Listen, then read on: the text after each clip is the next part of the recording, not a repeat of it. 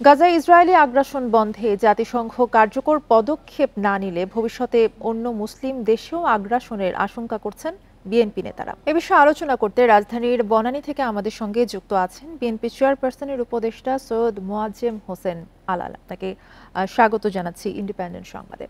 আপনার কাছে শুরুতেই জানতে চাইব যে গাজায় ইসরায়েলি আগ্রাসন শুরুর এতদিন পরে কেন আপনারা প্রতিবাদ মিছিল করছেন? বান্ডেল থাকলে প্রতি সেনমানিতে টাকা বাঁচবে। বিকাশ সেনমানি বান্ডেল কিনে জিতুন প্রতি লেনদেনে। আপনাকে ধন্যবাদ। এতদিন পরে প্রতিবাদ মিছিল করা আর এর আগে প্রতিবাদ করা আনুষ্ঠানিকতার মধ্য দিয়ে দুটো ভিন্ন রূপ হলেও এর অন্তর্ভেদী সুর কিন্তু একই রকম, অর্থাৎ ফিলিস্তিনি নির্যাতিত মানুষদের সঙ্গে একাত্মতা প্রকাশ করা। এখন বলতে পারেন সেটাকে একটা বৃহৎ আকারে আমরা রূপ দিচ্ছি, কারণ মাইলের পর মাইল যে নৃশংস হত্যাকাণ্ড এবং যে বিধ্বংসী কর্মকাণ্ড, এর মধ্য দিয়ে শুধু মুসলমান নয়, গোটা বিশ্বের মানবতাই তো আজকে প্রতিবাদমুখী হয়েছে। ইসরায়েলের ভেতরেও তো যারা ভিন্ন মতের তারা তো এই জিনিসের প্রতিবাদ করছেন, এই ধ্বংসযজ্ঞের। সুতরাং সেদিক থেকে কোনো একটা ধাপে এসে তো এটা হয়েছে, কিন্তু এর আগে তো আমরা নীরব থাকিনি। আমাদের এই বিএনপির প্রতিষ্ঠাতা শহীদ রাষ্ট্রপতি জিয়াউর রহমান সাহেব প্রথম বাংলাদেশে ইয়াসির আরাফাত সাহেবকে আমন্ত্রণ করে এনেছিলেন। ইয়াসির আরাফাতের সময় তো প্যালেস্টাইনের একটা নিজস্ব সেনাবাহিনী ছিল, পিএলএ, প্যালেস্টাইন লিবারেশন আর্মি। এখন না হয় তাদের সেই সংগঠিত আর্মি নেই, সরকারের পৃষ্ঠপোষকতায় কোনো সেনাবাহিনী নেই। বেসরকারি প্রতিষ্ঠান বা বেসরকারি যোদ্ধারা যারা আছেন, হামাস এবং অন্যান্য গোষ্ঠী তারা আছেন, হিজবুল্লাহ তারা আছেন। কিন্তু ওই সময়ে সেই ইয়াসির আরাফাতকে বাংলাদেশে এনে সেই সময়ে কিন্তু বড় স্বীকৃতি বিএনপির পক্ষ থেকে দেওয়া হয়েছে, যেটা এর আগে আর কেউ করেনি। সুতরাং আমরা মনে করি যে সংহতি প্রকাশের একটা ধাপে এসে আজকের এই বহিঃপ্রকাশটা ঘটেছে। এটা এতদিন আগে পরে হিসাব করার কোনো সুযোগ নেই।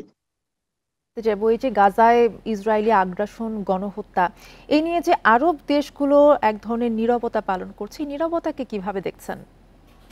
এই নীরবতাকে আমরা খুবই নিন্দনীয় দৃষ্টিতে দেখছি।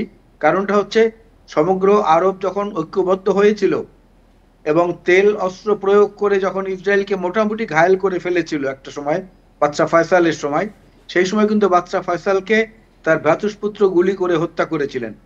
আরব জাতীয়তাবাদের একটা বিশাল গণজাগরণ উত্থান কিন্তু ওই সময়টা হয়েছিল 1976-এর মিশর, ইসরায়েল এবং গোটা আরব যখন সংহতি প্রকাশ করে ইসরায়েলের বিরুদ্ধে যুদ্ধ শুরু করেছিল।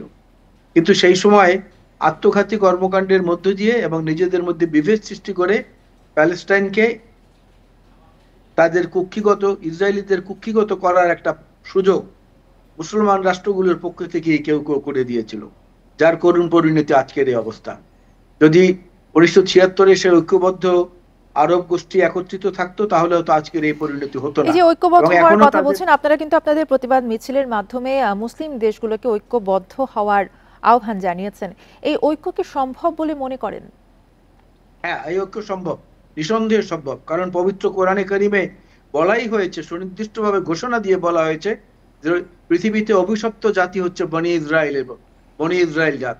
সে বনি ইসরায়েল জাতির উত্তরাধিকার হচ্ছে প্যালেস্টাইন, এই যে ইসরায়েলি যারা ইহুদি তারা।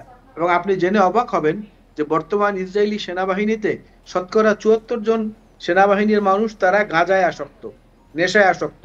এবং এটা ইসরায়েলি সেনাবাহিনী জানার পরও তারা তাদেরকে সেই নেশাগ্রস্ত অবস্থা থেকে ফেরত আনার কোনো পদক্ষেপ নেয় না।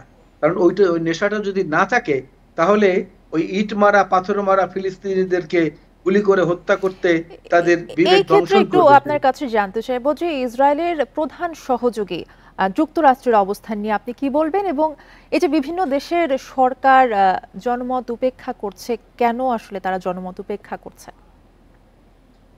দেখেন, যুক্তরাষ্ট্র বা অন্যান্য পরাশক্তি যারা আছে তারা নিজেদের মধ্যে একটা বিভাজন তৈরি করে নিয়ে এখানে যে যখন সুবিধা পাচ্ছে সেই তখন এই জায়গাটার মধ্যে হাত দিচ্ছে এবং তাদের নিজেদের ফায়দা ওঠার জন্য, অস্ত্র বিক্রি করার জন্য, অস্ত্রের ভান্ডার তৈরি করার জন্য বা ওখান থেকে তাদের জাতিগত এবং রাষ্ট্রীয় সুবিধা নেওয়ার জন্যই এই ভাগাভাগিটা তারা নিজেরা করে নিচ্ছে। কেউ কেউ সংহতি প্রকাশ করছেন ফিলিস্তিনের সঙ্গে, কেউ কেউ আবার জোরে সোরে ঘোষণা দিচ্ছেন ইসরায়েলিদের পক্ষে। এটা অত্যন্ত পরিকল্পিতভাবে করা হচ্ছে। মূল টার্গেটটা হচ্ছে ইসলাম এবং মূল টার্গেটটা হচ্ছে মুসলিম ব্রাদারহুড যারা আছেন তাদেরকে দমন করে রাখা, তাদের যাতে নিয়ন্ত্রণ বা কর্তৃত্ব বা নেতৃত্ব প্রতিষ্ঠিত না হয়। সুতরাং এই জায়গাটায় যুক্তরাষ্ট্র বা অন্য কাউকে আলাদা করে দেখার কোনো সুযোগ নেই। সবাই যার যার নিজের স্বার্থেই এটা করতেন।